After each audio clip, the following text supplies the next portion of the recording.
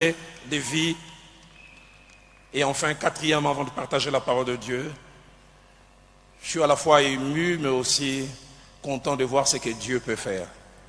Je pensais à quelque chose qui s'est passé il y a 18 mois. Je sortais d'un moment de prière un jour et j'ai fait un songe étrange. Ça fait 2 fois que j'ai vu Rachel Aksa. Et ce jour-là, je la voyais voulant porter une paire de chaussures, mais qui n'était pas sa pointure. On l'a déconseillé, mais elle insistait, elle tenait à porter cette paire de chaussures parce que ça brillait. Et puis quand elle la portait, elle s'est mise à marcher, le boîtier. Et les gens commençaient à rigoler, et puis ça n'a pas tenu, elle a jeté la paire de chaussures.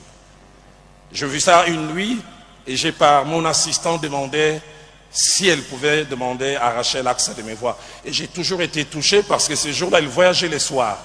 Elle prenait l'avion, je pense, entre 21h et 22h pour l'Afrique du Sud. Mais aux alentours de 4h de l'après-midi, 16h, elle est passée au bureau. Rachel Aksa, tu peux te souvenir, ça ne m'est pas arrivé souvent, je ne suis pas un émotif primaire.